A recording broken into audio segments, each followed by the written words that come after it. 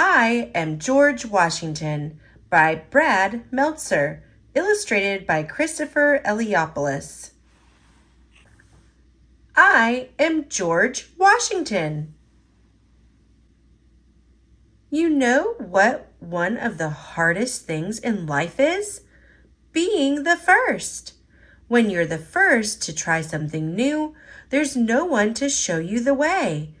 But when I was little, I wasn't the first. I was the fourth of 9 children. That's a lot of brothers and sisters. How do you think I learned to deal with people fighting? When I was really little, I lived at a place called Mount Vernon, which had a huge river running through the backyard and unexplored forests in every direction. At 5 years old, this was the world I knew. If you wanted to explore the forest, you had to be the first one to go inside. Think you're brave enough to go in there, George? Not yet, but soon. People will tell you that I was a perfect boy. They'll say I didn't tell a lie after I chopped down a cherry tree, but that cherry tree story isn't true. Like most boys back then, I liked swimming, fishing, and riding horses. I was a decent athlete, but nothing spectacular. Mostly, I was an ordinary kid. I liked books and even liked to dance. I was great at it. In school, my best subject was math. I was pretty good at writing, but I was always a terrible speller. You spelled beginning wrong. Don't you realize I'm going to be one of the world's best leaders? And harvest too. I believe that almost as much as I believe you're a great dancer. But remember when I said that it's hard to be the first? It's easier when there's someone showing you how it's done. This is my brother Lawrence. He was 14 years older than me. No one had a bigger impact on my life. I loved hearing the stories of his adventures. Thanks to my brother, I knew I wanted to serve in the military. What are you wearing? My military uniform, so I can fight for our country. You like it? It's amazing. Soon, though, I saw how uncertain life could be. When I was 11, my dad died. We couldn't afford proper schooling, so my brothers had to teach me at home. I didn't go to high school or college, but I was committed to learning and building myself. You spelled it wrong, then I'll do it again. As a boy, I copied all the rules from a book of virtues. There were 110 in all.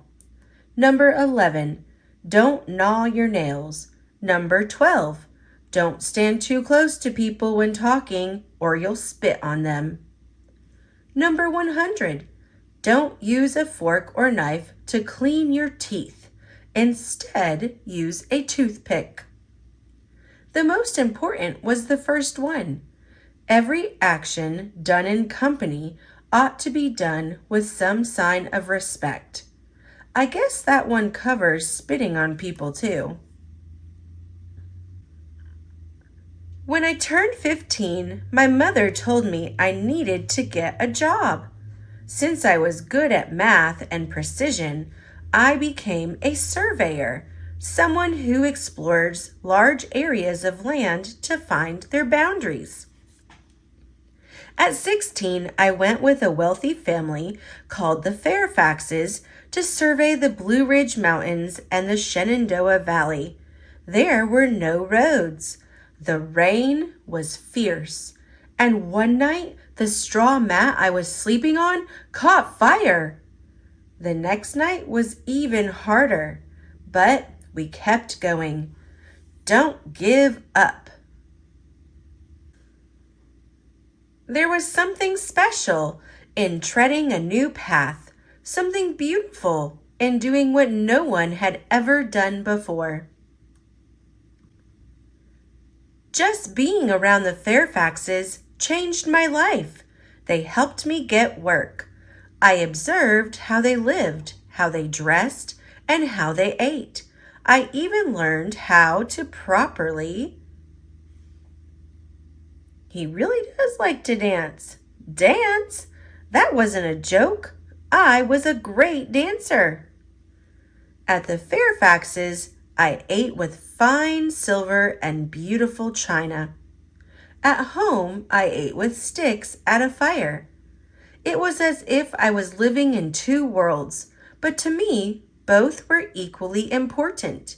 You know, you can eat with the rich folks every night. Yes, I know. When I got older, I joined the military. In my first big battle, I was on the British side, fighting against the French and Native Americans. I was nearly shot 4 times. 4 musket balls ripped through my clothing, but nothing could stop me. While others were screaming, I raced across the battlefield, keeping people calm.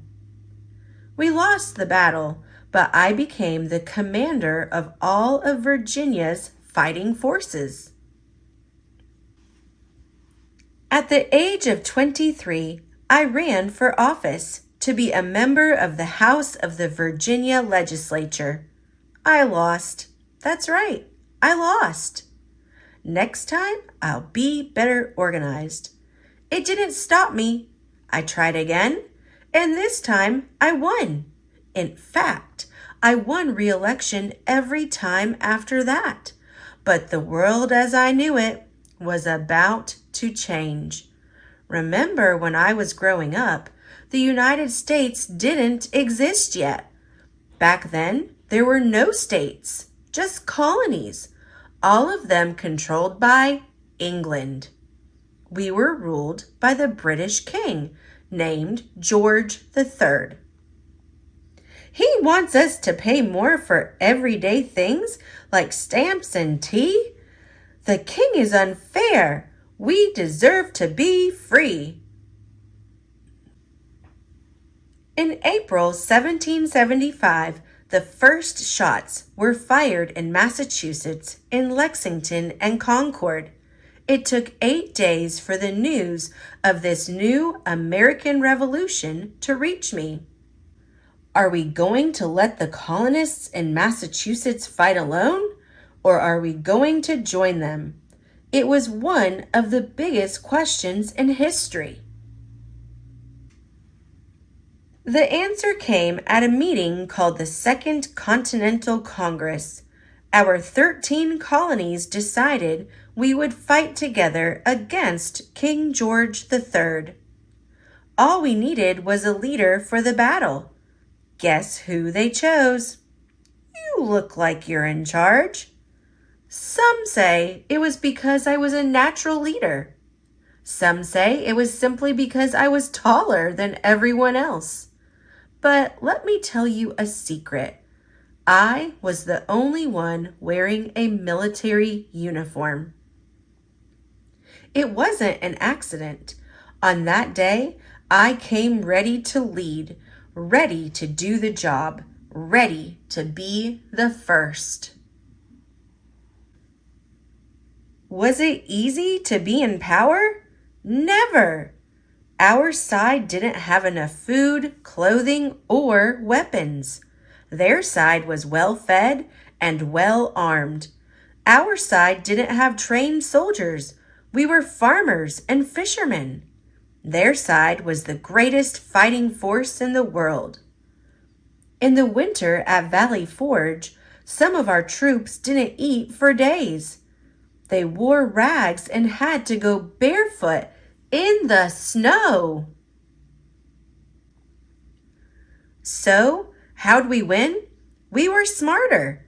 We wrote plans in invisible ink so the British couldn't read them. Cool, right? Invisible ink. My code name was 711. We were sneakier. But most important, we wouldn't give in.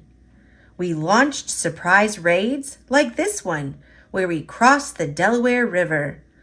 They were fighting for a king. We were fighting for a cause, for freedom. Also, let's not forget, we had a weapon they'd never have. We had General George Washington. After we beat the British Army, a new government was formed. I presided over the convention that wrote our Constitution, which created the new laws for our country. The brand new United States of America was free to explore its own future. Now, all we needed was to pick our first president.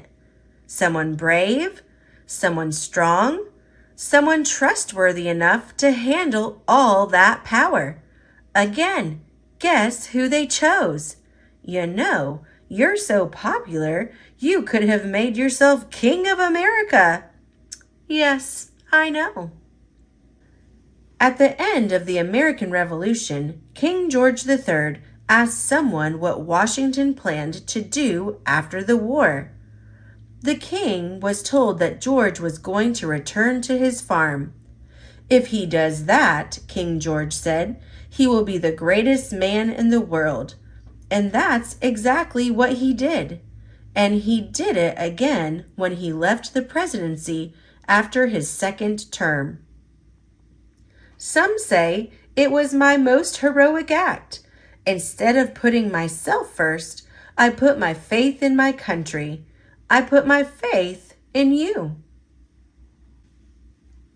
In life, there are many ways to lead. You can be a quiet leader, a tough leader, a bold leader. But leadership isn't about being in charge. It's about taking care of those in your charge. When you're in a position of power, always look out for those who put their faith in you. And always forge your own road, because sometimes the most important trail is the one no one has ever taken before. When you do those things, you will clear a path that will lead the way for others. Every year, we still celebrate his birthday. President's Day is a national holiday. He's got the only state named after a president. He was even on one of the country's first postage stamps. People think he wore a wig, but he never did. He powdered his hair white, which was the style back then. I just like that he wore fake teeth. They weren't made of wood, though. They were ivory. Gross! You can see them at Mount Vernon. Leadership doesn't come from charisma or personality. It comes from courage. The courage to do what's right. The courage to serve others. The courage to go first. I am George Washington. Today, they call me the father of our country.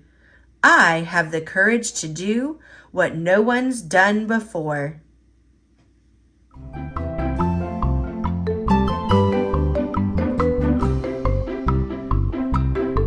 Thanks for watching. Click subscribe. See you later, alligator.